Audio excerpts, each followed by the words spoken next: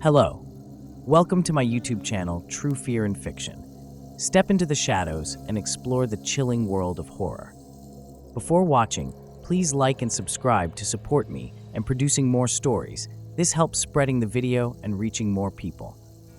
Thank you for your support and enjoy watching. The chill of the autumn air hung heavy as I stepped onto the mist-shrouded path leading to Elder Grove, a forest notorious for its eerie fog and unsettling legends. Locals warned of a presence that lurked within, an entity that preyed on the curious, drawing them deeper into the woods until they vanished without a trace. Despite the warnings, an irresistible urge tugged at me, a longing to uncover the truth hidden in the swirling mists. As I entered the forest, the trees towered like silent sentinels, their branches twisting into grotesque shapes against the darkening sky. The ground was slick with fallen leaves, damp and fragrant, and I could hear the distant call of owls, their haunting cries echoing through the stillness.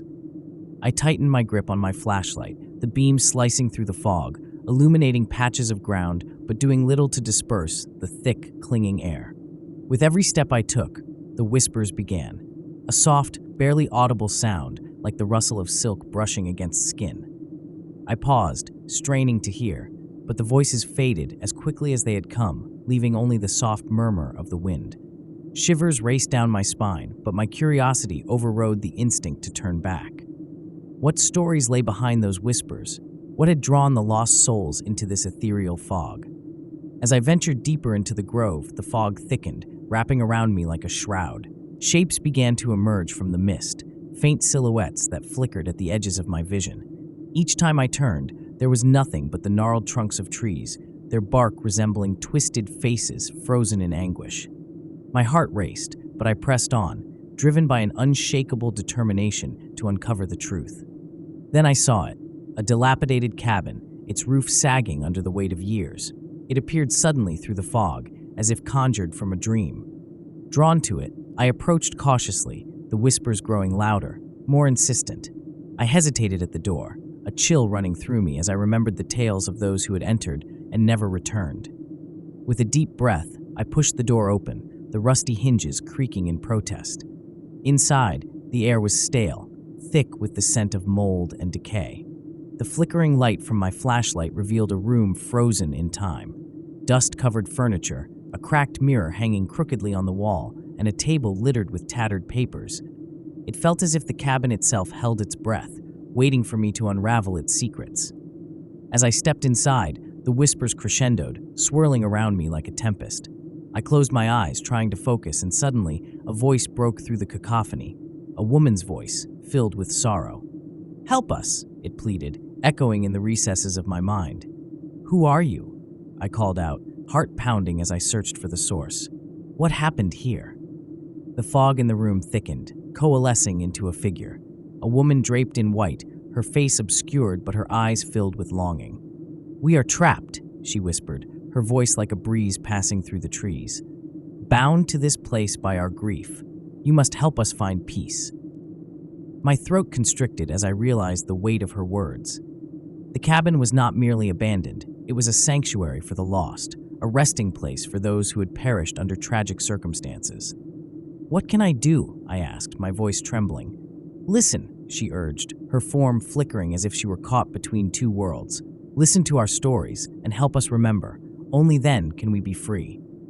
I nodded, understanding that the whispers were not merely warnings, but the cries of the trapped souls yearning to be acknowledged.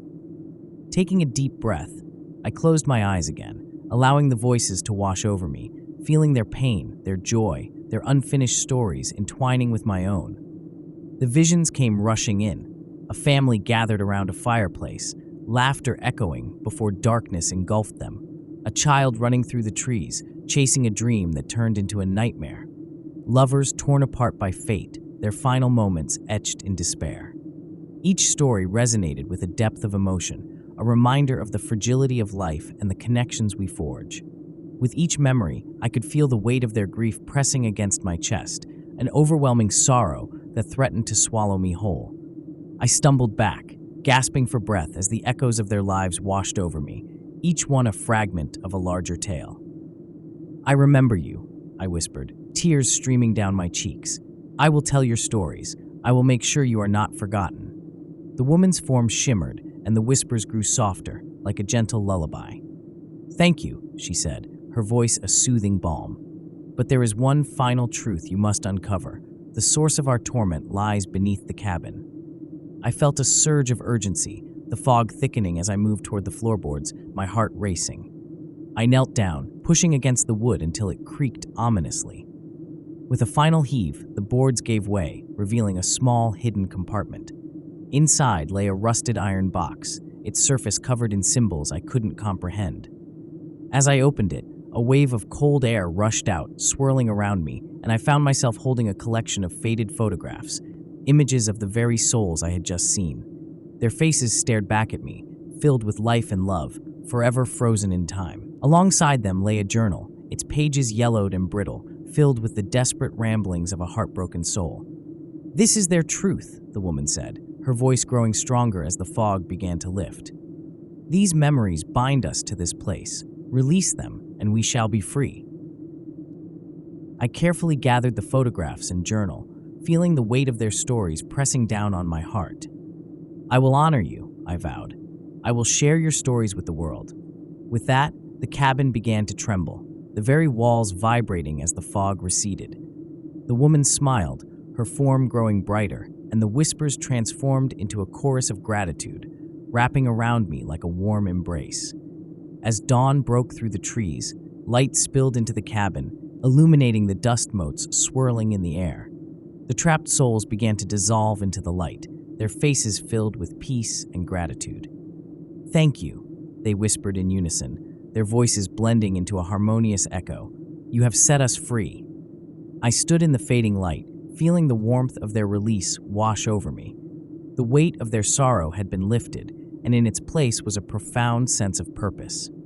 I had entered Elder Grove seeking answers, but I found something far more valuable, a connection to the lives of those who had come before, a reminder of the power of storytelling. As I stepped outside, the forest felt transformed. The fog that had once cloaked the trees had lifted, revealing a vibrant tapestry of life. The whispers faded into the gentle rustle of leaves, replaced by the sound of birdsong heralding the dawn. I knew that the stories of the lost would live on through me, a testament to the resilience of the human spirit. I left Elder Grove behind, the photographs and journal clutched tightly in my hands, promising to share their tales with the world. In that moment, I understood that the darkness could never truly extinguish the light of their memories. They would continue to shine, guiding those who ventured into the unknown, reminding us all of the power of connection and the importance of remembering those who came before. As I walked back through the forest, I felt an unshakable bond with the spirits who had entrusted their stories to me. Each step felt lighter, each breath filled with purpose. I began to piece together their narratives, envisioning how I would tell them, how I would breathe life into their memories so they would echo through the ages.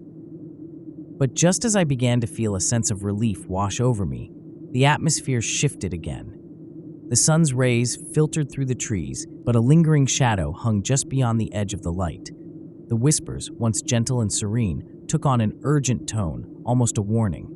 "Beware," the voices murmured. "The wailer is not gone. It feeds on the sorrow you carry. You must confront it, or it will return to claim what is its."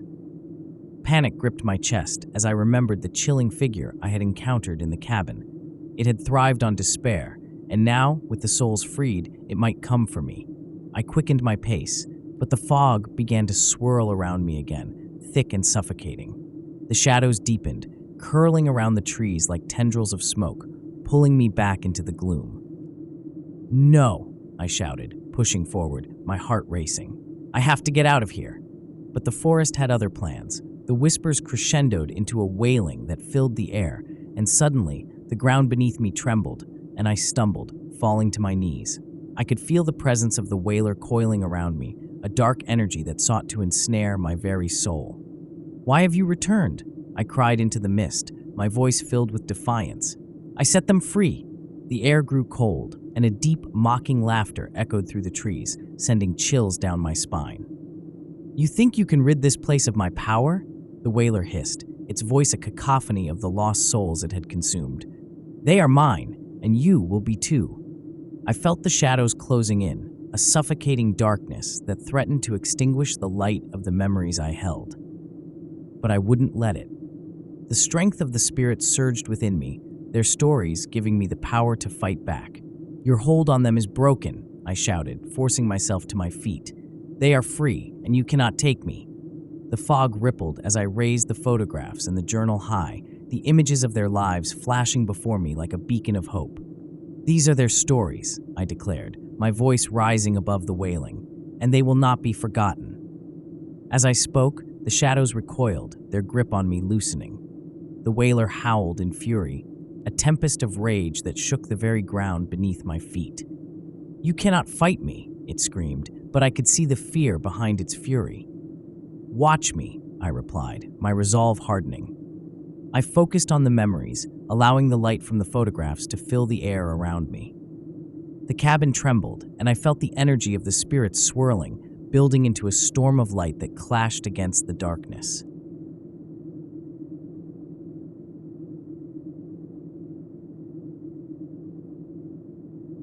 The night was a tapestry of shadows as I navigated the overgrown path leading to Hollow Creek, a forsaken village that had long been shunned by the living.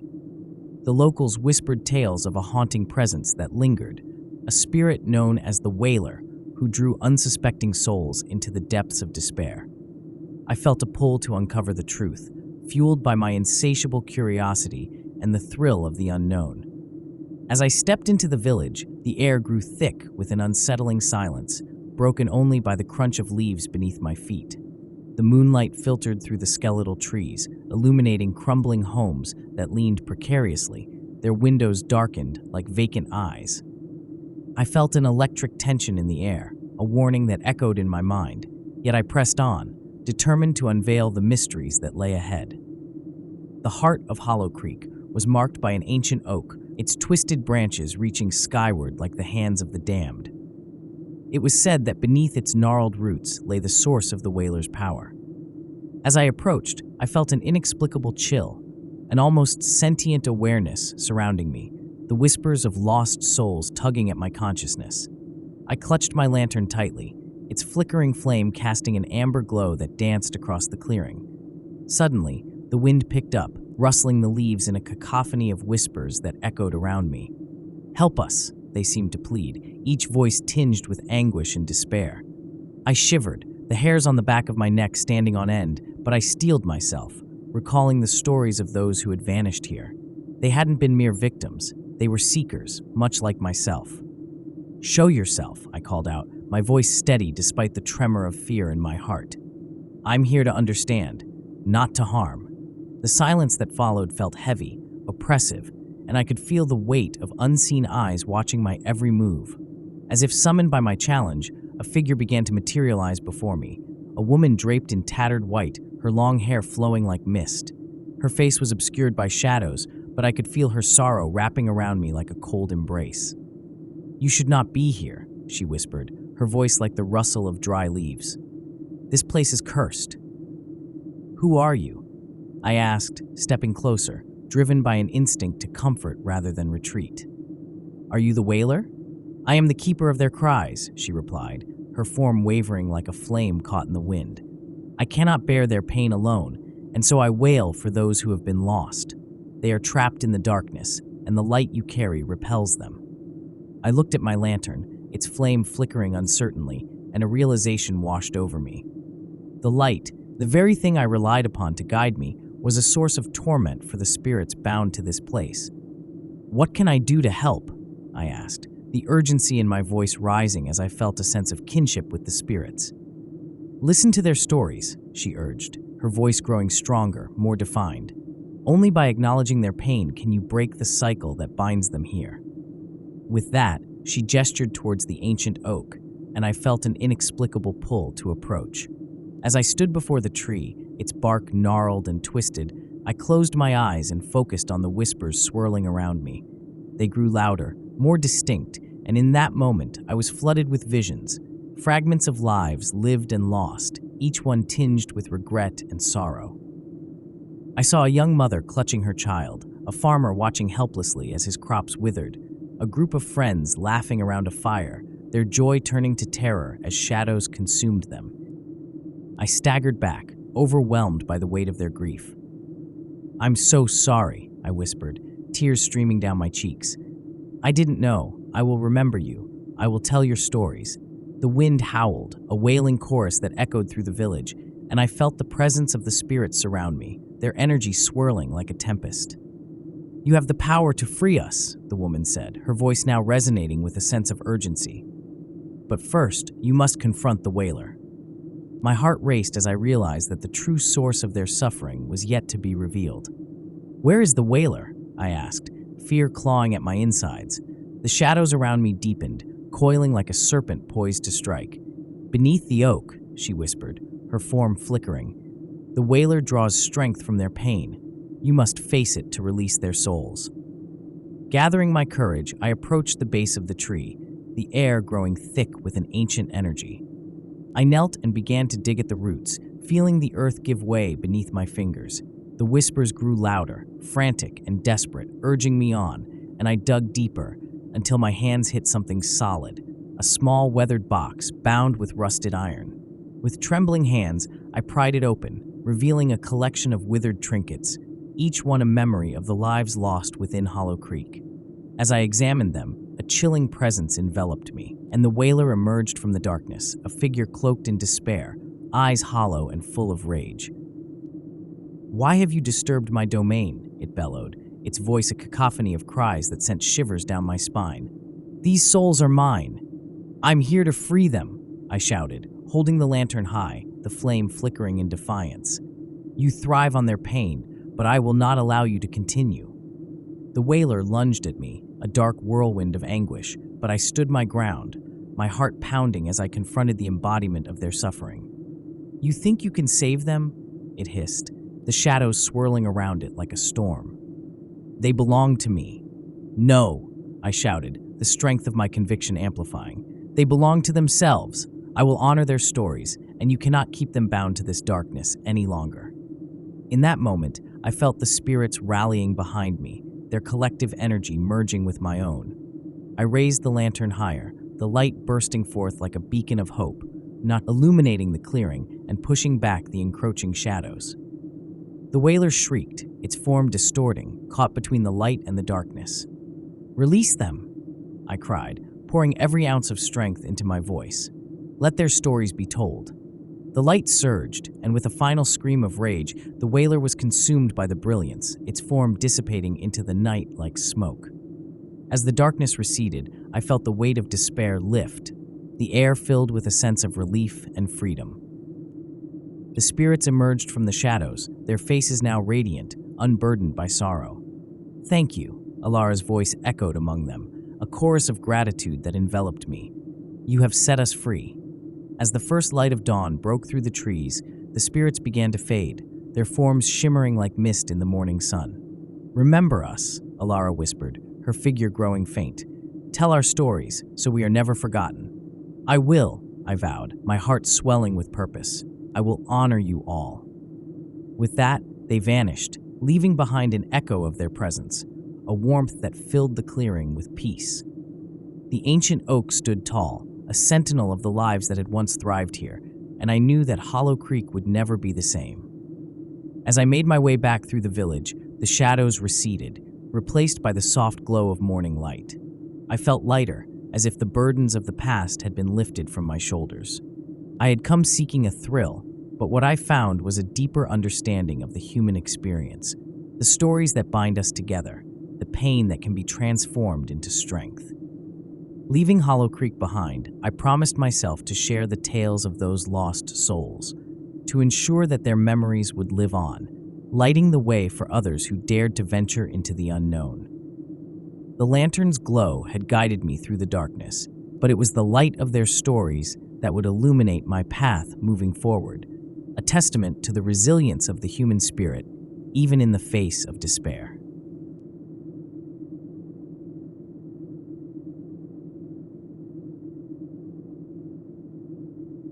The night air was thick with a palpable tension as I stepped into the forest of Ravenwood, my breath visible in the crisp October chill.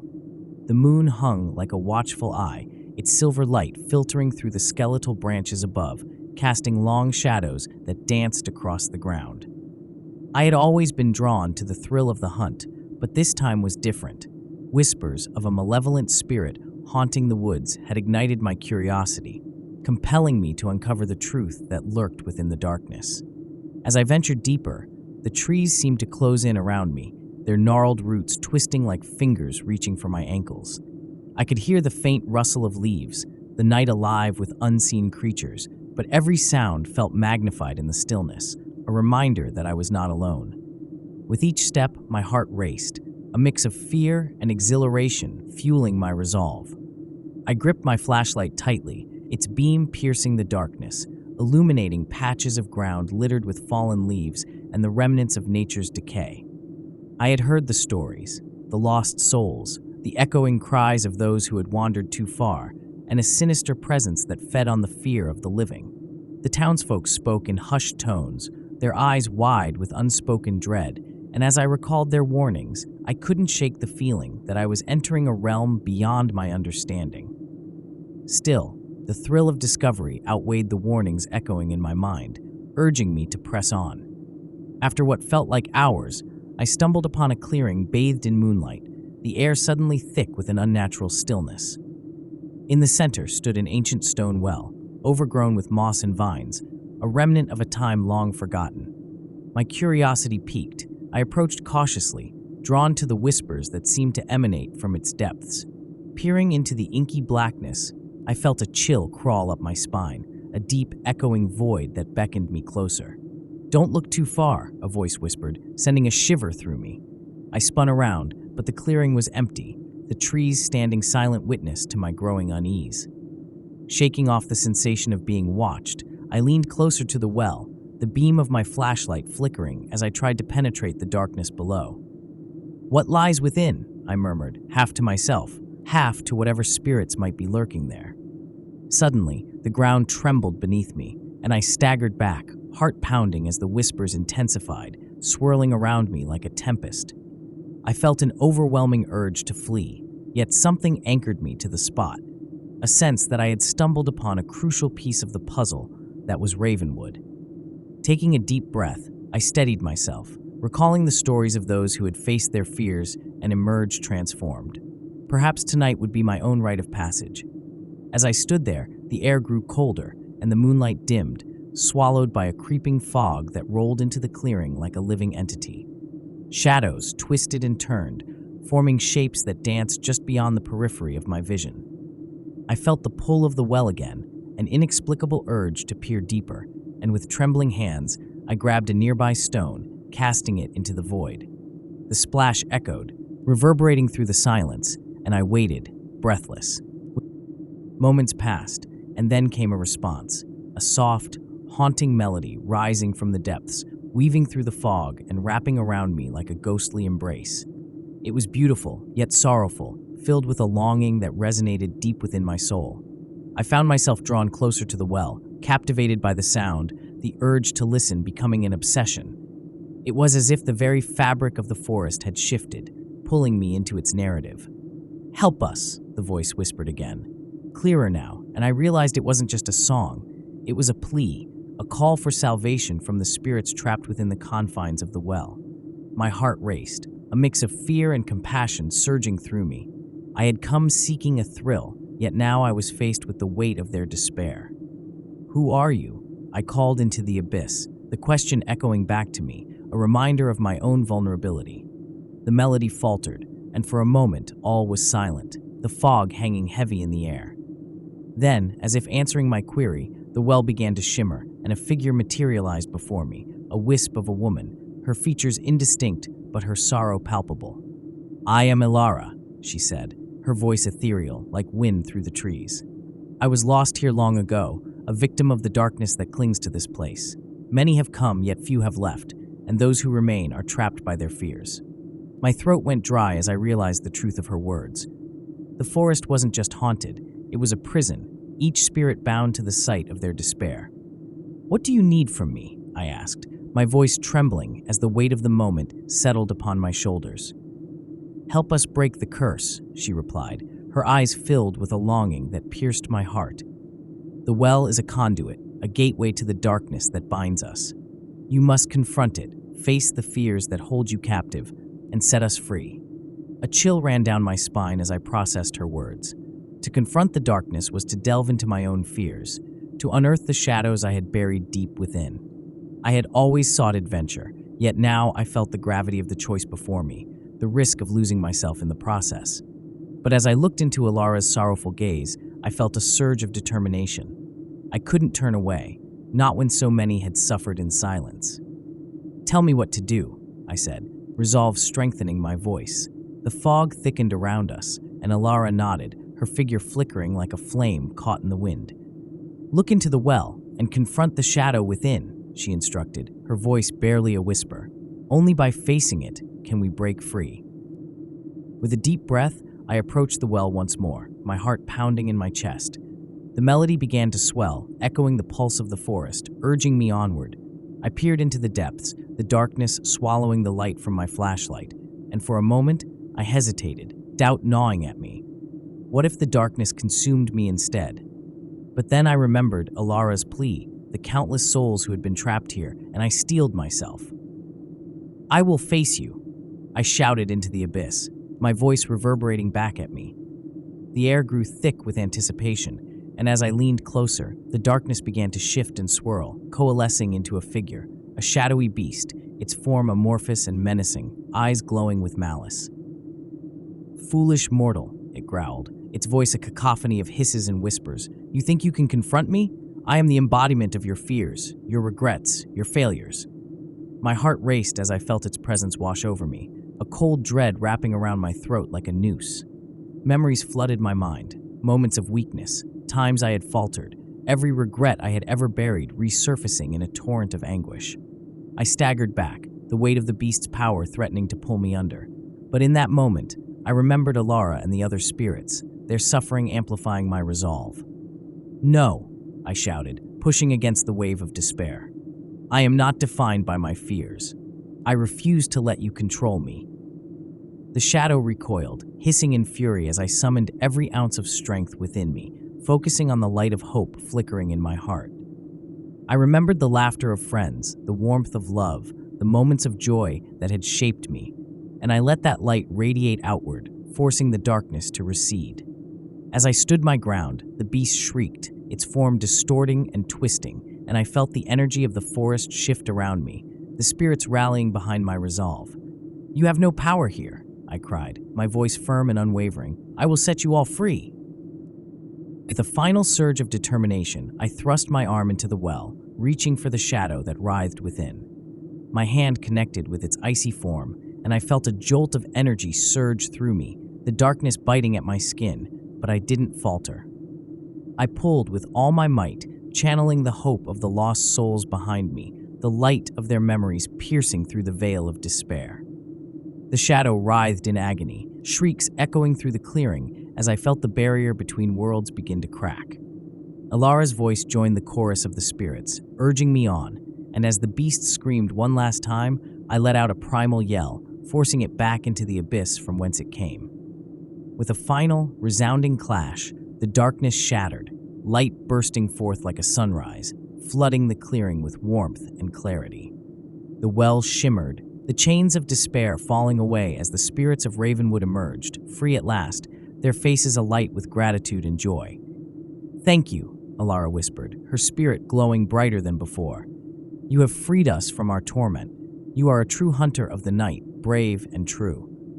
As the spirits danced in the moonlight, I felt the weight of the forest lift, a sense of peace settling over Ravenwood for the first time in centuries. I had come seeking a thrill, yet what I found was something far more profound, a connection to those who had suffered, a reminder of the light that could pierce through even the darkest of shadows. As I made my way back through the forest, the whispers had quieted, replaced by the gentle rustling of leaves and the soothing sounds of nature reclaiming its space. I had faced my fears and emerged stronger, carrying with me the echoes of those I had freed. And as I stepped out of the woods, I looked back one last time, a smile playing on my lips. Ravenwood had changed, and so had I. No longer just a hunter of the night, I was now a guardian of the light, forever bound to the stories of those who had come before me. And in that bond, I found a purpose greater than the thrill of the hunt.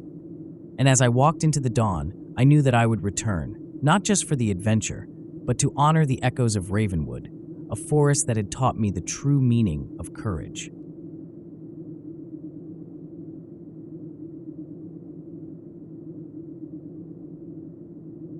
The moon hung low in the sky, casting an eerie glow over the sprawling forest, its pale light barely penetrating the dense canopy of trees that loomed like ancient sentinels around me.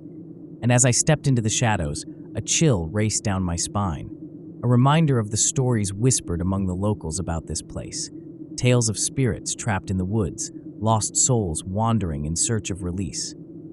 And I couldn't help but wonder if I had made a terrible mistake by venturing out alone on this fateful night.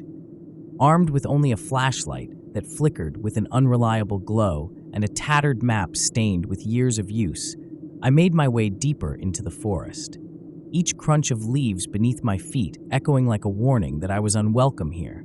Yet I pressed on, driven by an insatiable curiosity and a sense of thrill that coursed through my veins like wildfire.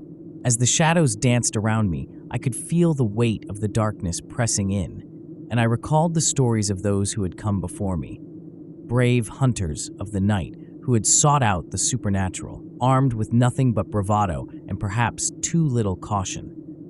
And I chuckled nervously, trying to shake off the sense of dread creeping into my thoughts. But with each step deeper into the woods, the air grew heavier, laden with an unshakable feeling that something was watching me, lurking just beyond the edges of my vision, waiting for the perfect moment to strike. Every rustle of leaves and snap of a twig made my heart race, pounding loudly in my chest like a war drum, and I stopped occasionally to listen. The silence that followed was deafening, broken only by the distant hoot of an owl that seemed to mock my presence. And as I adjusted the flashlight, its beam caught a glimpse of something fleeting, a shadow flitting between the trees, too quick to be a deer, and I felt a shiver travel down my spine, urging me to turn back, but I couldn't. No, I wouldn't let fear dictate my night. Not now, not after coming so far. Pushing forward, I found myself in a clearing, where the moonlight bathed the ground in a ghostly luminescence, illuminating an old stone altar covered in moss.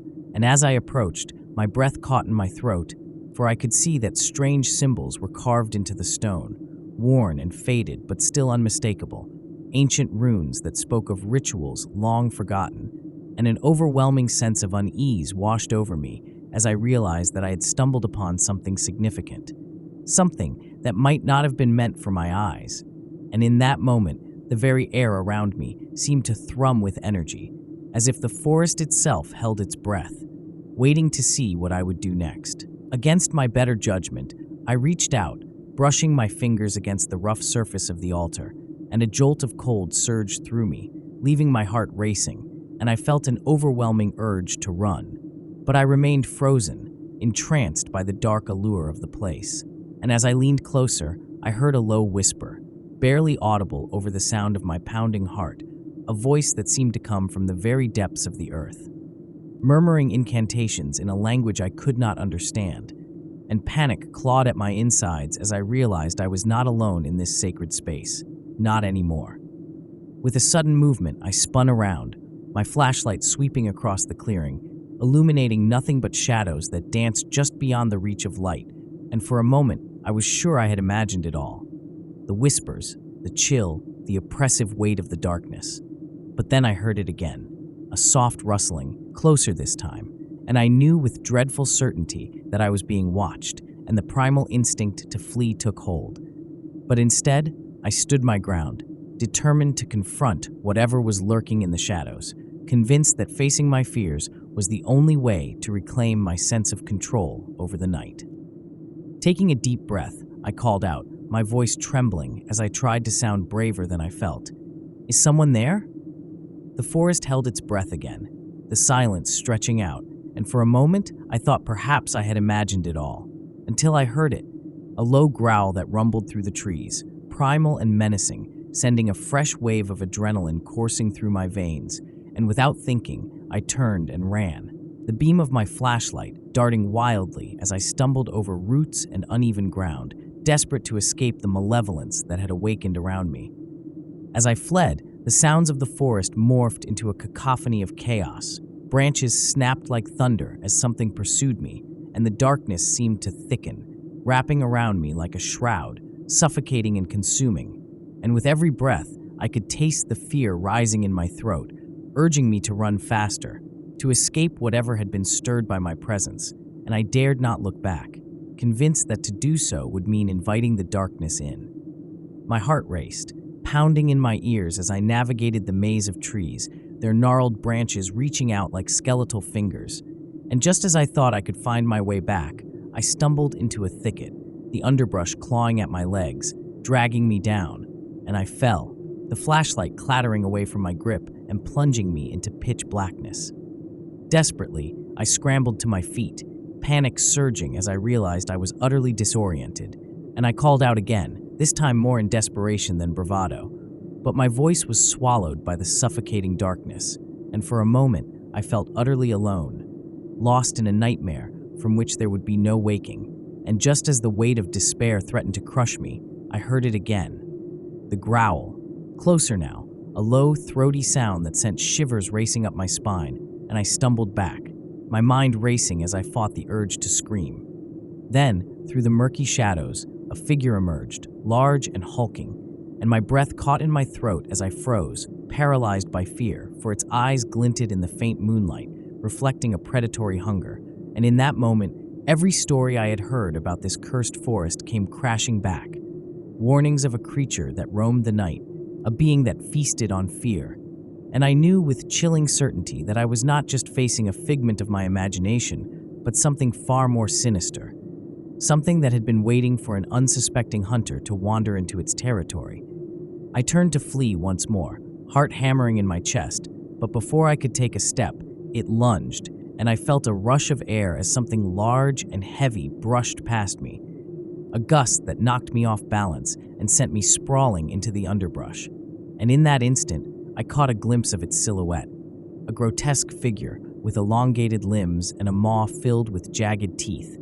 And the sheer terror of it took my breath away, leaving me gasping as I scrambled to my feet, adrenaline surging through my veins, urging me to escape, to survive. With every ounce of strength I had, I dashed through the trees, weaving in and out of the trunks, the forest closing in around me, and I could hear it behind me, crashing through the underbrush, relentless and hungry, and I refused to look back, knowing that if I did, it would mean surrendering to the darkness that sought to consume me.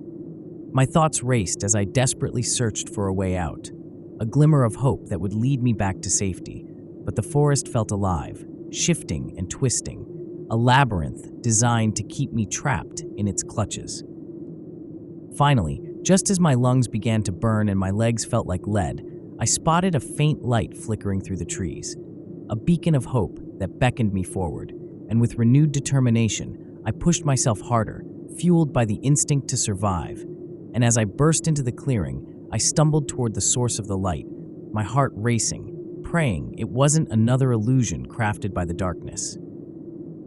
But as I drew closer, I could see it was a small cabin, its windows glowing with a warm, inviting light that felt like salvation, and I hurried toward the door, throwing it open and slamming it shut behind me, leaning against the wooden frame, gasping for breath, feeling the cold sweat trickling down my back, and I dared to let myself believe I was safe, at least for the moment.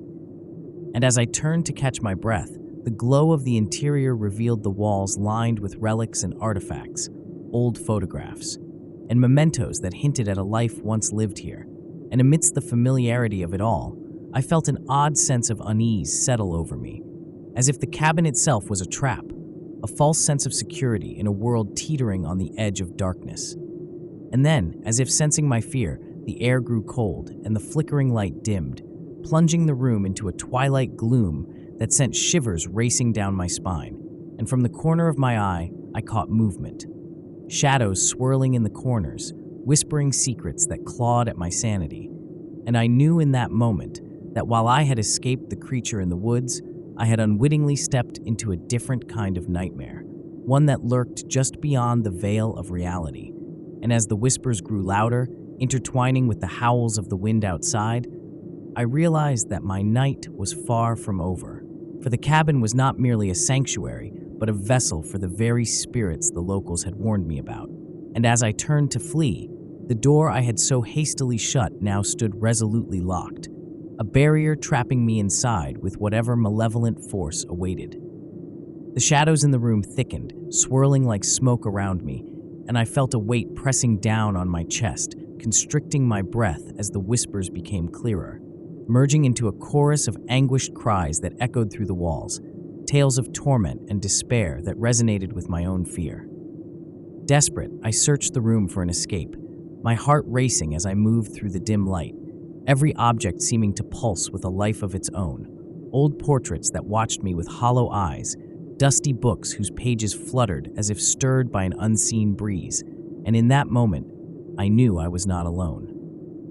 From the depths of the shadows, a figure emerged, translucent and ethereal, its face a mask of sorrow and rage, and I stumbled back, gasping as I recognized the anguish that mirrored my own, and I realized this spirit, like the creature outside, had been bound to this place, forever trapped by the choices it had made in life. It reached toward me, fingers stretching out as if to grasp my very soul, and I felt a pang of empathy, an understanding that we were both prisoners of the night. And perhaps in this moment, we shared a connection deeper than mere fear.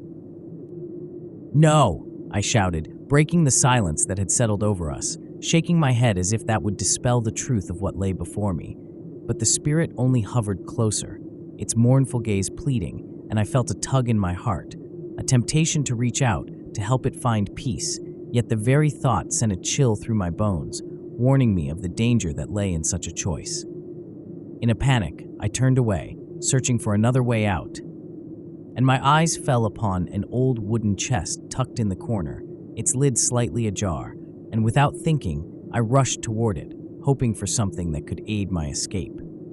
I yanked it open, revealing an assortment of dusty trinkets, but what caught my eye was a tarnished knife, its blade glinting ominously in the dim light, and as I held it in my shaking hands, I realized it was a weapon, a last resort against the darkness that threatened to consume me. But as I grasped the knife, the atmosphere shifted, and the spirit let out a wail that pierced through the air, resonating with sorrow and anger, and I felt the ground tremble beneath me, as if the very cabin itself protested against my actions, and I hesitated, heart pounding, caught in the crossfire of my instinct to survive and the spirit's desperate plea for release. "Help me," it cried, and in that moment, I understood that it was not just its anguish I faced, but the weight of every lost soul that had wandered into this cursed place, each of them bound by their own stories, by the darkness that had ensnared them, and I could feel their pain intertwining with my own, pressing against me like a tidal wave, threatening to pull me under. I took a step back, torn between the urge to fight and the urge to empathize, and the cabin groaned around me, its walls pulsating with energy, as if the spirits themselves were awakening from a deep slumber, their cries mingling with the wind that howled outside, and I knew that time was running out, that whatever power had ensnared me here would not let me leave without a fight. Suddenly, the door behind me rattled violently, and I spun around, clutching the knife tightly, my heart racing as the very shadows that had brought me here now seemed to claw at the wood, as if the creature outside sensed my fear, eager to finish what it had started. And I realized I was trapped between two realms, one of the living and one of the lost, and I had to make a choice. I could confront the creature outside, face the primal fear that had sent me running into this nightmare, or I could try to understand the spirit that hovered before me, offering a chance to break the cycle of despair that bound it to this place. But the weight of that decision hung heavy on my heart, and with the knife in hand, I felt the pull of both paths, each one fraught with danger and uncertainty. Summoning every ounce of courage, I turned back to the spirit, looking deep into its eyes, and I saw the flicker of hope behind the despair, a glimmer of what could be if I chose to help. "I will try to help you," I said, my voice steady despite the fear coursing through me. And as I spoke the words, I felt the cabin respond, the walls vibrating with energy, and the spirit nodded, a semblance of relief washing over its features. "Find the key," it whispered, its voice barely audible above the howling wind, "and free us all." And in that moment, the room began to shift, the shadows coiling tighter around me, and I realized the key was not just a physical object, but a way to unlock the past, to understand the sorrow that had bound these souls to the cabin. With renewed determination, I set off, the knife clutched tightly in my hand as I searched the room, rifling through drawers and moving objects aside, driven by a sense of purpose that surged through me like electricity. I opened every cabinet, every nook and cranny, feeling the weight of the spirits behind me urging me onward, whispering their stories, their pain. Finally, behind a false panel in the wall, I found it, a small, ornate key, its surface cold and heavy, glinting in the dim light. And as I held it in my hand, I felt the energy shift again, a surge of hope blossoming within me. But the moment was short-lived, for the cabin seemed to convulse around me, and I could hear the growls of the creature outside growing louder, more furious at my defiance. I sprinted to the door, heart racing, feeling the pressure of the night closing in around me, and as I inserted the key into the lock, the very air seemed to crackle with tension. The spirits gathering around me, their faces a blend of hope and desperation, and with one last breath, I turned the key, and the door swung open with a creak that echoed through the silence. But as I stepped through, the creature lunged at me from the darkness, a mass of fur and teeth, and in that split second, I was faced with the primal terror that had haunted my every step. But I wouldn't back down. I slashed with the knife, the blade finding its mark, and a howl erupted from its throat as it staggered back, and I seized the moment, racing out into the moonlit night. The forest opened up before me, the shadows retreating as I fled, and I could hear the anguished cries of the spirits behind me, their energy swirling like a tempest. But I knew I had done what I could, unlocked the door for those trapped in the darkness, and as I ran, the weight of fear began to lift, replaced by the fleeting taste of freedom. Finally, I broke through the tree line, the open sky stretching above me, and as I glanced back, I could see the cabin dimming, the shadows dissipating into the night, the creature howling in frustration as it vanished into the void, and I felt a rush of relief wash over me, but also a profound sadness for the souls I had left behind.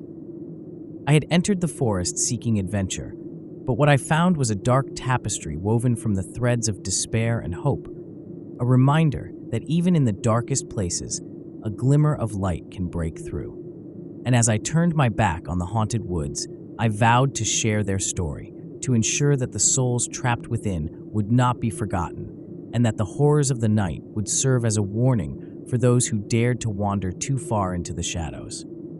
And as I walked away, I felt the cool breeze on my face, a whisper of gratitude from the spirits. And in that moment, I knew I had not only survived the hunt, but had also forged a connection that would linger long after the night was over, binding me to the darkness, but also to the hope that would guide me through the shadows in the days to come.